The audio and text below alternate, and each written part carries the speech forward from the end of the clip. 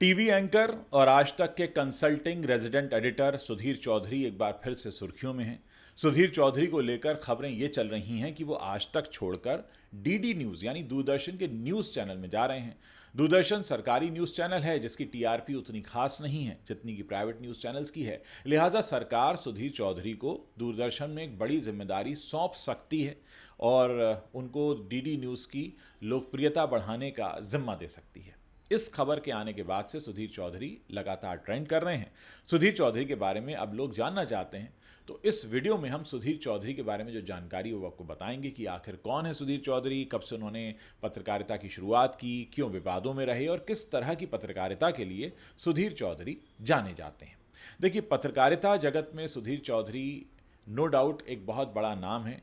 एक ऐसी शख्सियत हैं जो अक्सर प्रधानमंत्री के साथ दिखते हैं और बहुत से अहम मौक़ों पर वो दिखाई देते हैं। इसके अलावा सुधीर चौधरी आज तक से पहले जी न्यूज़, जी बिज़नेस और वीऑन के प्रधान संपादक थे, सीईओ थे। उन्होंने जी न्यूज़ पर लोकप्रिय prime time show daily news and analysis यानी डीएनए को होस्ट किया है। सुधीर चौधरी 1990 के दशक से टेलीविज़न न्यूज़ इंडस्ट्री में सक्रिय रहे हैं और उन्होंने अपनी पत्रकारिता के दौरान राजनीति और धर्म समेत कई विषयों को कवर किया है। इससे पहले 2015 की बात है, सुधीर चौधरी को सुरक्षा दी गई थी एक्स श्रेणी की, जिसमें उस वक्त कहा जा रहा था कि कोई उन्हें जान से मार सकता है, इसलिए उन्हें बाकायदा सुरक्षा भी दी गई। अब सुधीर चौधरी के जन्म की बात करते हैं। सुधीर चौधरी का जन्म हुआ 7 जून 1974 को हरियाणा के सोंद बांध के होडल कस्बे में, और सुधीर चौधरी की शादी हुई है नीति चौधरी से। 1993 से ये पत्रकारिता कर रहे हैं।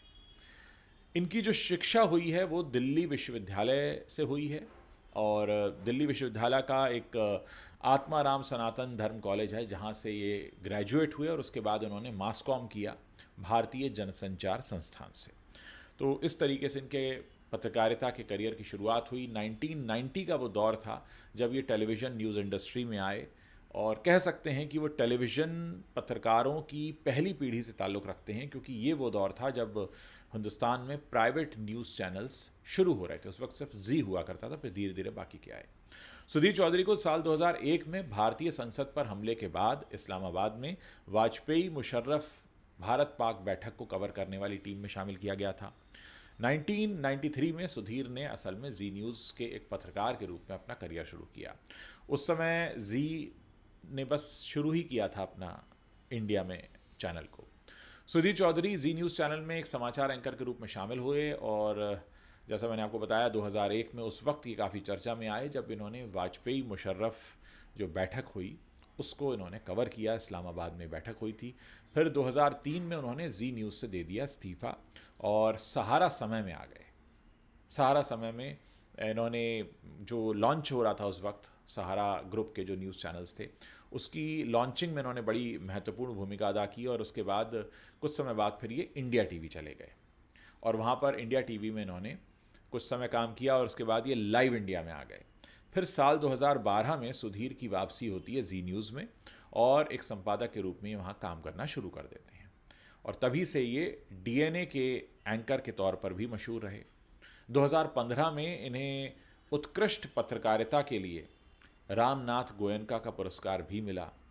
उन्हें उस वक्त दिल्ली गैंगरेप पीड़िता के दोस्त का भी इंटरव्यू लेने के लिए सम्मानित किया गया।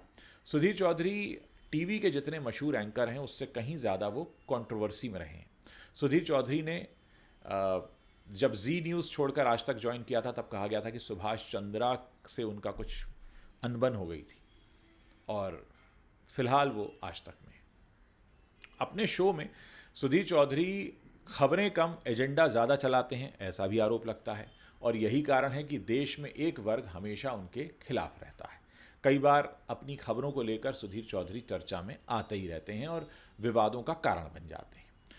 2000 रुपए के नोट में चिप है, ये वाली खबर इन्होंने ही दी थी और उसके बाद से इन्हें आज तक ट्रोल किया जाता है। इसके अलावा कई धार्मिक और सांप्रदायिक मुद्दों पर सुधीर चौधरी के निशाने पर हमेशा एक ही पक्ष रहता है। वहीं कई उनके इंटरव्यूज़ वायरल भी हुए जिसके बाद सुधीर चौधरी को लोगों की ट्रोलिंग का समय समय पर शिकार होना पड़ा है। अब जान लेते हैं कि आखिर किन किन विवादों से सुधीर चौधरी का सीधा नाता जुड़ा है। इस्लामोफोबिया के इन पर आरोप लगे हैं, यानी सुधीर चौधरी पर आरोप लगा कि इन्होंने भारत के कोविड युद्ध में बाधा डालने का आरोप लगाया मुस्लिम लोगों पर।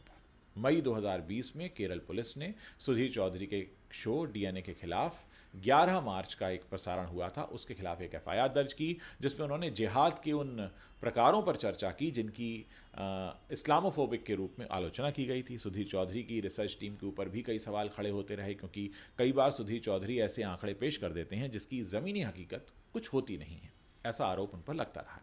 लिहाजा फिर बाद में सुधीर चौधरी ये ठीकरा अपनी रिसर्च टीम पर फोड़ देते हैं कि भाई इन्होंने मुझे गलत रिसर्च दे दी, मैंने तो सिर्फ पढ़ दिया। 28 नवंबर 2012 को स्टील टाइकून और कांग्रेस सांसद नवीन जिंदल द्वारा किए गए स्टिंग ऑपरेशन के सिलसिले में जी न्यूज़ के उस वक्त के एंकर सुधीर चौधरी को नई दिल्ली में गिरफ्तार भी होना पड़ा था, और नवीन जिंदल ने इस चैनल पर जबरन वसूली का आरोप भी लगाया था। जी न्यूज़ के तत्कालीन प्रमुख रहे सुधीर चौधरी और जी बिजनेस के प्रमुख रहे समीर अहुलवालिया को दिल्ली पुलिस की अपराध शाखा ने जिंदल की कंपनी की शिकायत पर 45 दिन पहले जबरन वसूली का मामला दर्ज करने के बाद गिरफ्तार कर लिया था। सांसद ने यह भी आरोप लगाया था कि इस चैनल ने कोयला घोटाले से उन्हें और उनके समूह को जोड़ने वाली जो उनकी अगेंस्ट खबरें थीं उनको प्रसारित न करने के बदले में 100 करोड़ रुपए की जबरन वसूली करने की कोशिश की। 100 करोड़ रुपए दे दीजिए, हम आपके खिलाफ खबरें नहीं चलाएंगे, ऐसा आरोप था। 25 अक्टूबर को नवीन जिंदल ने जी टीवी के अधिकारियों के साथ बैठकों की एक वीडियो रिकॉर्डिंग जारी की थी और दावा किया था कि वो सबूत हैं कि वो उनसे पैसे ऐंठने की कोशिश कर रहे थे। उन्होंने कहा था कि समाचार चैनल ने उनकी कंपनी के अधिकारियों से कहा कि अगर वो 100 करोड़ रुपए खर्च नहीं करते तो उन्हें 100 करोड़ रुपए का जुर्माना देना होगा। अब विज्ञापन पर 100 करोड़ रुपए खर्च करने के बाद चैनल ने उनकी फर्म को कोयला क्षेत्र के आवंटन पर नकारात्मक खबरें चलानी शुरू कर दी। हालांकि इस विवाद के बाद सुधीर चौधरी की खूब किरकिरी भी हुई। इस मामले को लेकर आज भी सुधीर चौधरी को लोग ट्रोल करते हैं।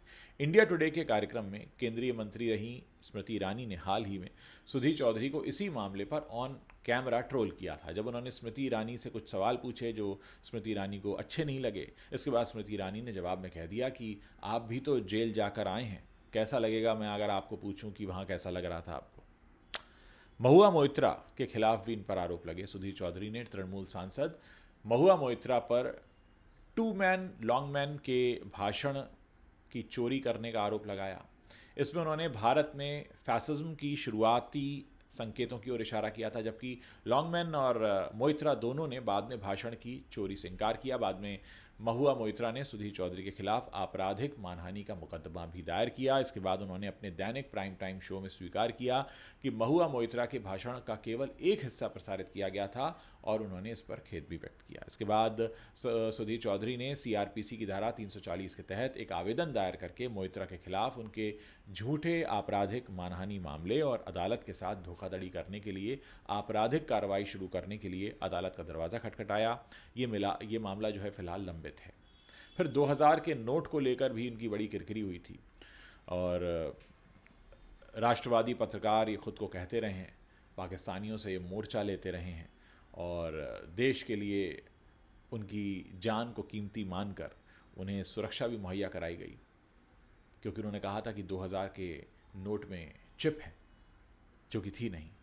मोदी जी के प्रशंसक रहे हैं और कई बार मोदी सरकार की कल्पना से भी आगे पहुंच जाते हैं। उनका अति उत्साह उन्हें कई बार झूठे पत्रकारों की श्रेणी में भी पहुंचा देता है और इस काम में उनका जो कार्यक्रम रहा डीएनए, जिससे उन्हें पहचान काफ़ी मिली, वो भी काफ़ी चर्चा में रहा शो, इसी वजह से कि उसमें कहा जाता है कि सरकार के कामों को चमकाने वाला ये शो है। और कहा गया कि इस अफवाह को फैलाने में सुधीर की बड़ी भूमिका रही, जिसमें उन्होंने कहा कि गुलाबी नोट जो है 2000 का, उसमें एक चिप है जिसमें ऐसी किरणें निकलेंगी कि आप 120 फीट गहरे गड्ढे में भी छिपा दें तब भी उस नोट को ट्रैक कर लिया जाएगा। और इस खबर के बाद बड़ी किरकिरी हुई थी इनकी।